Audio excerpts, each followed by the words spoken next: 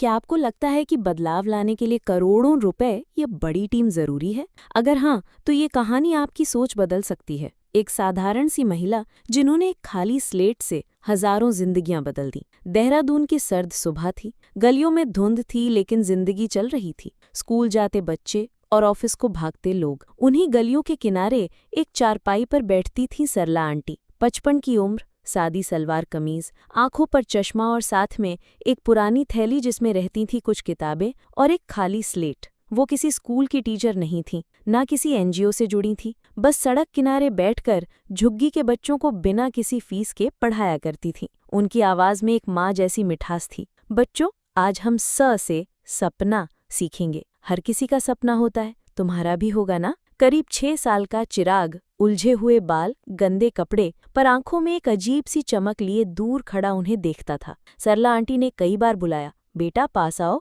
पर वो झट से भाग जाता। सरला आंटी समझ गईं। उन्होंने चिराग पर कोई जोर नहीं डाला। उन्होंने अपनी थैली से एक नई स्लेट निकाली जिस पर प्यार से लिखा था, चिराग के लिए। हर दिन वो उस स्लेट को अपने पास रखती थी, इस उम्मीद में कि वो बच्चा खुद आकर उस पर कुछ लिखेगा। फिर एक दिन चिराग आ ही गया। झिझकते हुए बोला, मुझे माँ लिखना है, आप सिखाएंगी? सरला आंटी की आंखें भर आईं। उन्होंने स्लेट उसकी ओर बढ़ा दी। वो दिन और आज का दिन चिराग रोज पढ़ने आने लगा। उसकी पढ़ाई की चाह देखकर सरला आंटी ने उसका एडमिशन स्कूल में करा दिया। वो अब खुद भी स्कूल में पढ़ता और छोटे बच्चों को पढ़ाने में आंटी की मदद भी करता। ये देखकर मोहल्ले वाले हैरान थे। समय बीता, चिराग 16 साल का हो गया। सरला आंटी अब बूढ़ी हो चली थी। फिर एक दिन वो पढ़ाने नहीं आई। चिराग ने उन्हें हर जगह ढूंढा और आखिरकार एक सरकारी अस्पताल में मिली, बीमार, अकेली। चिराग पास गया और उनके कांपते हाथ को अपने हाथ में लेते हुए बोला, आपने मेरा हाथ उस वक्त थामा था जब सबने मुझे छोड़ दिया था मैम। मैं हूं ना,